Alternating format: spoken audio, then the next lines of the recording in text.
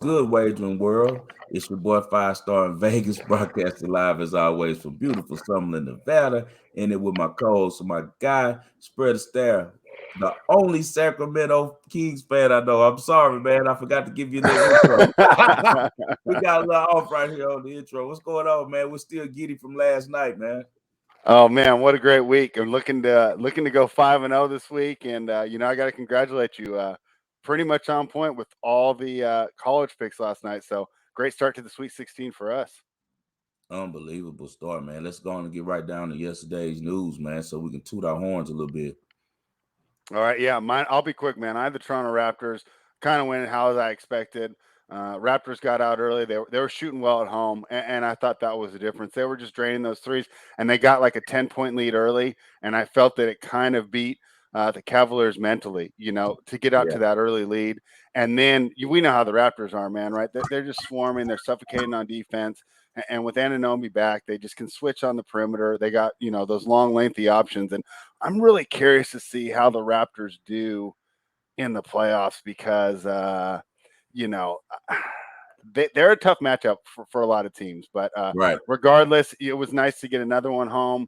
4-0 this week here in the NBA. I got to look to finish strong. So really excited about that. And then, of course, break down the Sweet 16 because I think that's the basketball that most people had eyes on last night. Hey, man, it was a great night. Just as briefly on your game, as we talked about before, when OG's there, hey, they're a different team, man. They led from tip to the end of the game, right? Yeah, it was wire to wire. Wire to wire. Same thing with Arkansas, man.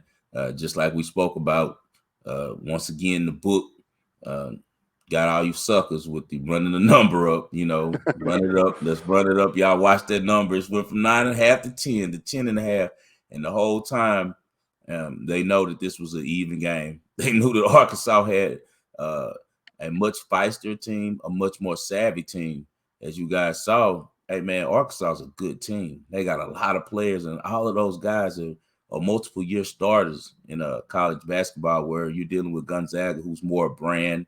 Sure, they had a couple of the transfers back. I think Nimhard's back from last year, but and Timmy, but their second best player on the team that they really needed to step up was Chet Holmgren. And just like I told you, he doesn't do well in these type of games, and I think it's kind of an introduction to what we're going to see from him on the NBA stage. I don't mean to prejudge because we never know what happens. We've seen people struggle in college and still become great pros. So hey, hopefully he puts some weight on. He adapts.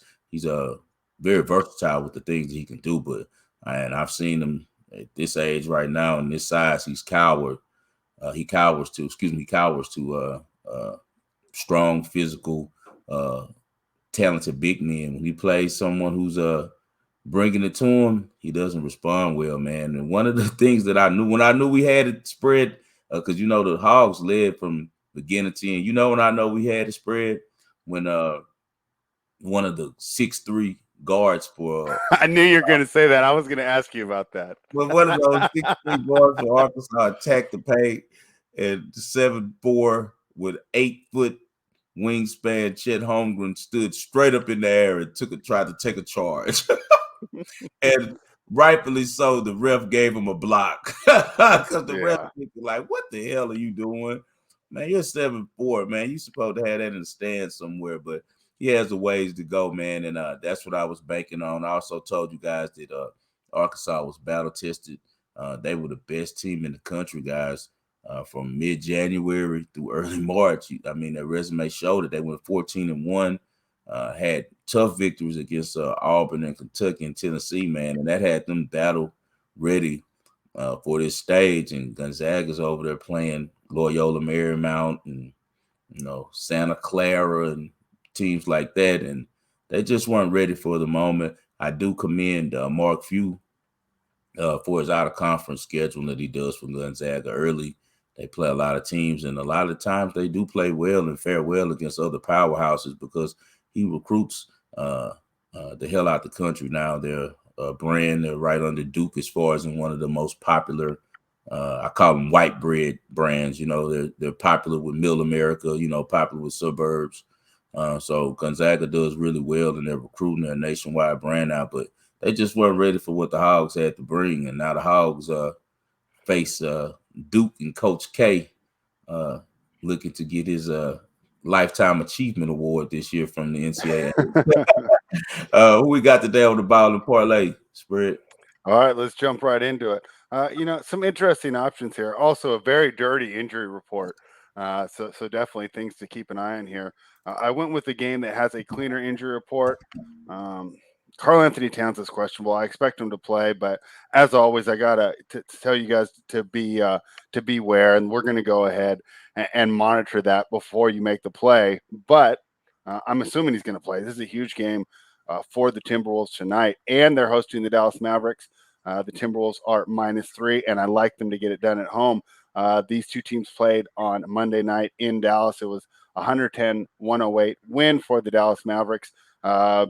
Questionable call there at the end. Could have gone over anyway, right? I'm not going to say that they got robbed, but if it went the other way, I wouldn't have been surprised as well. And I know a lot of times, where does home court advantage matter in basketball? Of course, the crowds matter, right?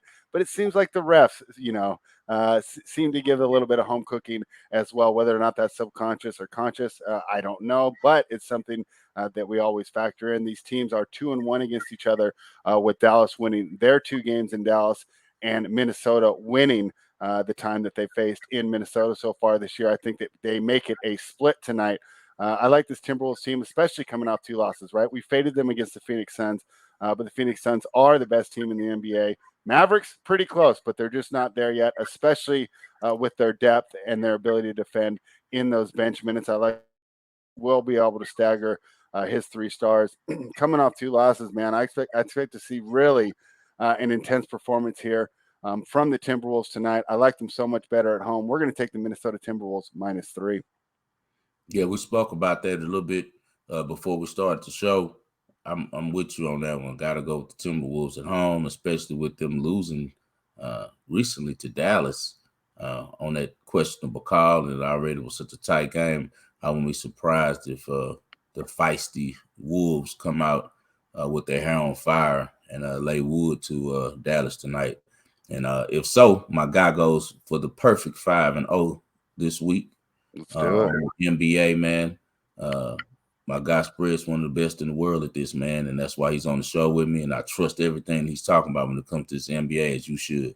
Of course, I'm going to keep it with the college basketball landscape. We're going to the Sweet 16. Jumps all off the paper to me. If they're going to trick me on this one, I got to be a trick. Miami -2.5, and we're going to also do the single game split with it, where we take a -145 money line as well. Got to go with the Canes, man. It's a talented, well-coached team. They're playing ball right now at the right time of the year. Coach Jim Larinaga, he's one of the most respected coaches in the sport. Great mind. He was a former great player as well. So he was one of the best players to ever come through New York City. And he's a wonderful ball coach, man. Does a great job every year in the ACC tournament and the NCAAs of having his team prepared. He got a transfer from DePaul, Charlie Moore, that's been a huge difference maker for Miami. He was able to really solidify the point guard position for the Canes. And now they made it where Isaiah Wong, who's a little bit more erratic, but a great shooter, could go off ball. So they have Isaiah Wong. They got a kid, Jordan Miller, who's a great contributor.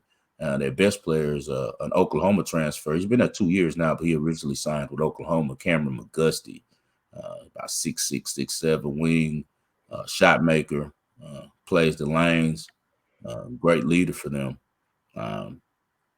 They get Iowa State tonight. Iowa State caught maybe the biggest break in the tournament when Chucky Hepburn, the starting point guard for Wisconsin, went down. Wisconsin already had a short bench. Chucky Hepburn was the one who was the orchestra of that offense. He was Greg Gard's quarterback, and he also made a lot of timely shots. Wisconsin wasn't able to get into the offense. As you said, Johnny Davis didn't look like himself because he was forced to be on the ball and try to create plays, and he's a better off-the-ball player.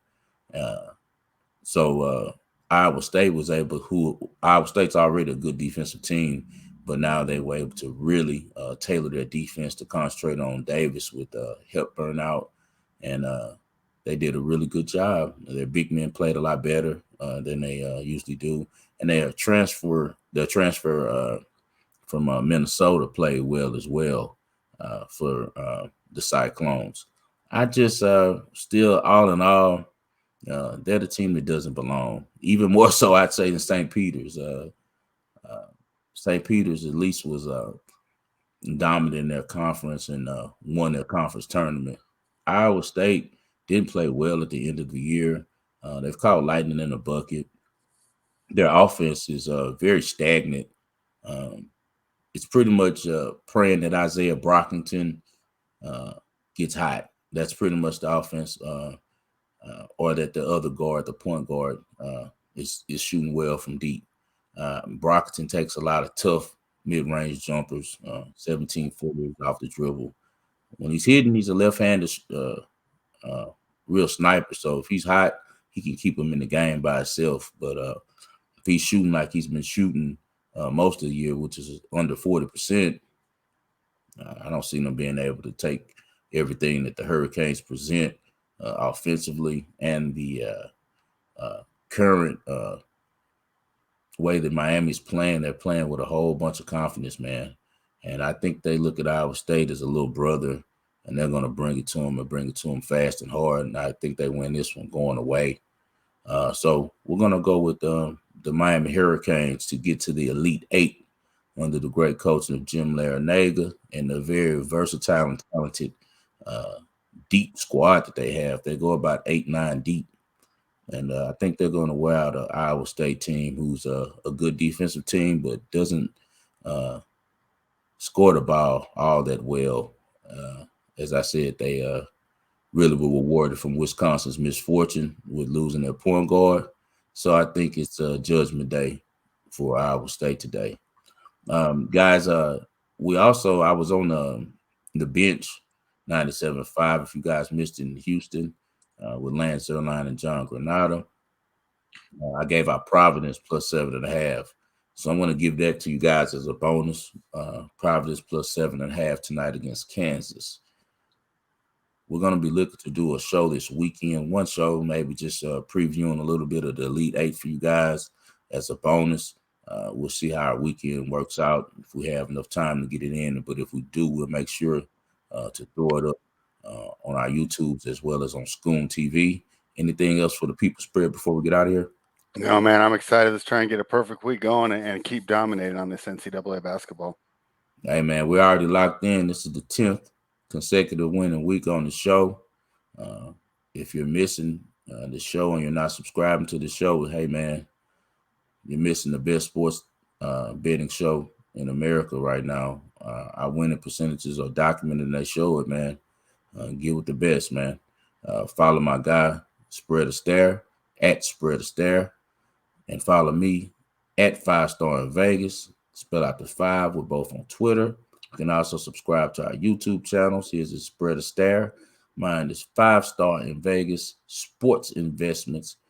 Sign up to the Supreme Clientele, guys. The members are growing, and they're doing really well, man. So we look forward to speaking to you guys soon. The best of the luck to all tonight. Best of luck to you all this weekend. As always, we'll see you on Monday.